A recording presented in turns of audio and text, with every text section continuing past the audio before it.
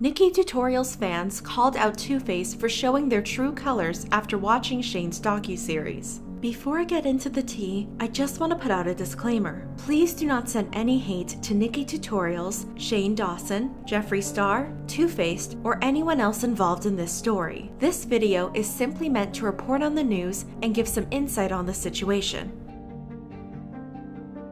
In order to understand what's happening now, we need to go back in time. In 2015, beauty YouTuber Nikki Tutorials went viral for her The Power of Makeup video.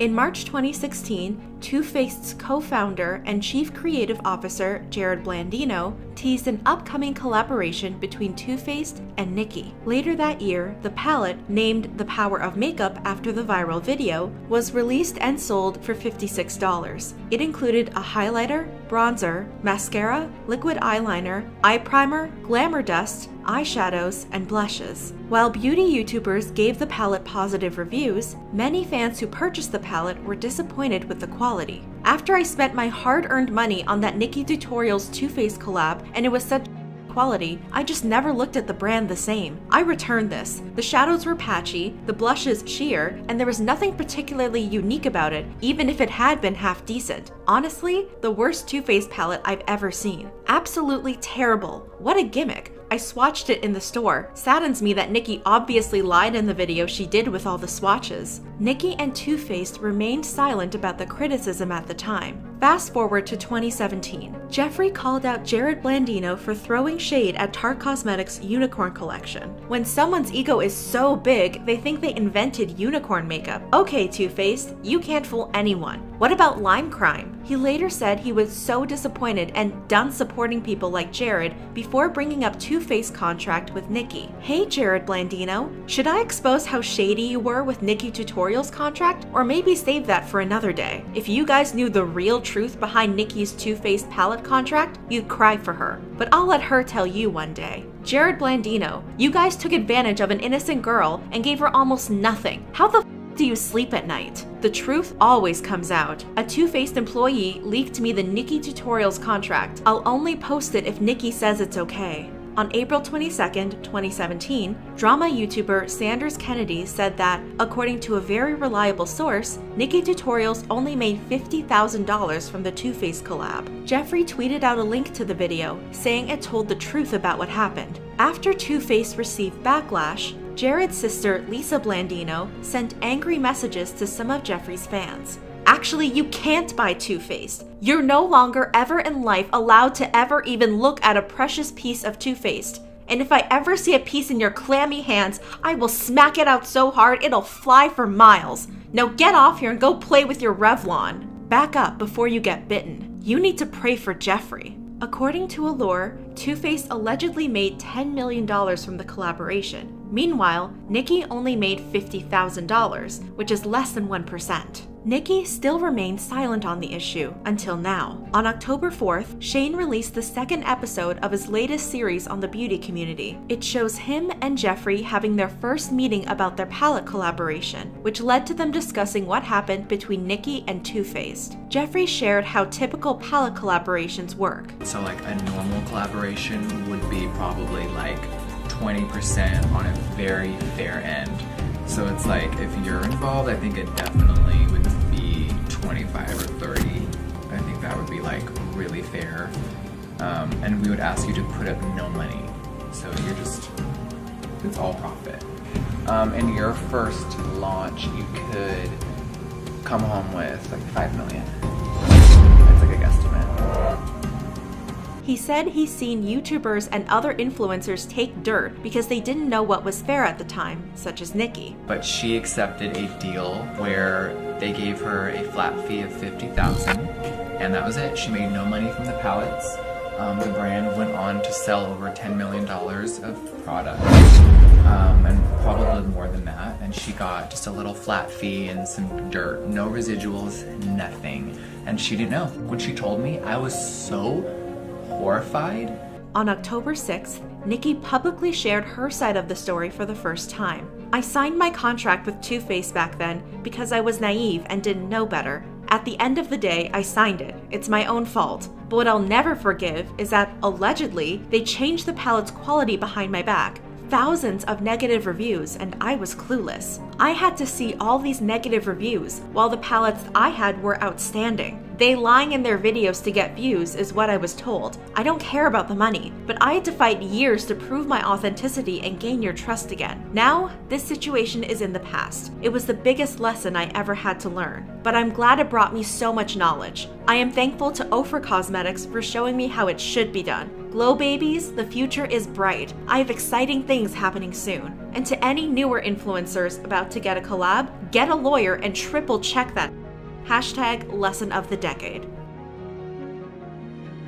Fans were shocked to hear what happened. They just as well had the responsibility to cut you a fair deal. This is a huge company. Well, maybe not anymore. They know the numbers. They took advantage of your name and then produced a crappy product without you knowing? Shameful. They are literally two-faced. It's disgusting. You deserve more. I will never buy anything from Too Faced Cosmetics again. I guess they took their name too seriously. They also thanked Nikki for speaking out. It's really important that people like you speak out about these things so that others can be aware. I can't imagine how upsetting it must have been to lose people's trust over a situation that you didn't have any control over. It's understandable you signed the deal. At the time, collabs like this were a new thing, and it sounded great to you. You were young and naive. Too Faced banked on it. It's one thing to take responsibility for having signed a contract without knowing you had more worth. It's another thing to knowingly take advantage of a young influencer and use them to make money. It is their fault. They knew better. That seems to be the end of the situation for now.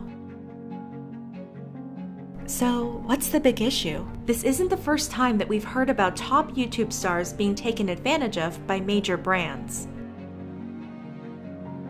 In November 2018, Shane and his fiancée, Ryland Adams, posted a video called Exposing a YouTube Company. They shared Ryland's experience working as a producer and host at Clever, a YouTube channel that covers pop culture, entertainment, and celebrity news. They just weren't letting me progress like they were letting everyone else progress. And I was like, well, I can't let you just hold me back forever. And I branched out on my own, and then it did work, but in that, for them not to sue me, I had to sign an agreement that I would be partnering with their MCN, which is a multi-channel network. Multi-channel networks affiliate with YouTube channels to offer audience development, content programming, creator collaborations, digital rights management, monetization, and/or sales. Ryland revealed that Clever's parent company, Defy Media, shut down and withheld his and other YouTubers' checks. They literally stole my money because I should have gotten my check 3 days before they folded as a company, but instead they chose to not pay us out and then flop so that all the YouTubers that are under them, all their money could go towards their debt as a company. Allegedly. In a public statement, Defy said they shut down due to market conditions that got in the way of them completing their mission. According to The Hollywood Reporter, Defy received $70 million in funding from Wellington Management Company and represented around 50 YouTubers. Defy was entitled to taking a 10% cut of the advertising revenue the YouTubers received. Shane said YouTube star Lily Marston, who he described as the face of Clever, was likely getting paid the same amount of money as him when he worked at Jenny Craig. She was getting paid probably like 1/100th of what the channel was making. To put it in perspective, she was getting paid what I got paid at Jenny Craig. And she's on a channel that's getting 100 million views a month.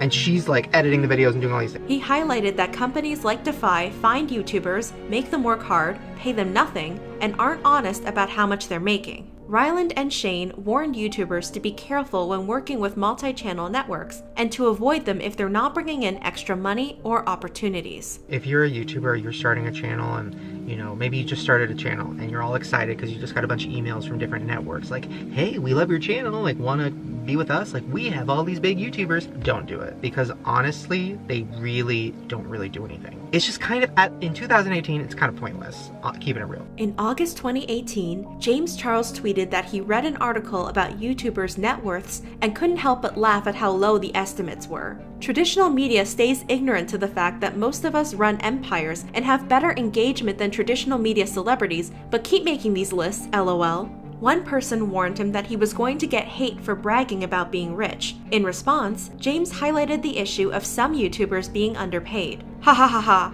It's just sad that YouTubers are constantly undermined and underappreciated and underpaid because we're not titled as celebrities, which is fine, but share all of the exact same qualifications as celebrities. Some people disagreed with James's claims and made jokes about his qualification. Qualifications? Sis, what degree do you have though? Bachelor of Tea? Yeah, I don't think celebrity is quite the right term. Try working 50 hours a week and still living paycheck to paycheck. Then you can say you're underpaid. You don't know what the real world is like. Others sympathize with him, and one person said they watch YouTube more than traditional media. I watch YouTube more than I do TV shows or movies. Y'all are my celebrities. Y'all keep doing you. Eventually, they'll learn not to underestimate you. Still so sad when some YouTubers don't get the actual coin and recognition they actually deserve for the hard work they put into their job. Honestly, these lists piss me off beyond belief. Traditional media loves to undermine YouTubers, anyone who is popular in digital media, when a lot of them are actually doing better than some traditional stars. According to a report by Fortune, nearly 97% of YouTubers won't make enough money from advertising to crack the US poverty line. The report revealed that breaking into the top 3% of the most viewed channels could bring an advertising revenue of about $16,800 a year. That amount isn't far off from the US federal poverty line of $12,490 for a single person. Alice Marwick, an assistant professor of communication at the University of North Carolina, said that if someone is a regular on a network TV show, they could get a good amount of money. And if someone has 500,000 followers on YouTube, they could still be working at Starbucks. Research shows that the top 1% of creators receive between 2.2 million and 42 million views per month, and that they often earn side money through sponsorships or other deals. So even if a creator has a high subscriber and view count, that doesn't really tell the whole story about how much or how little they're making.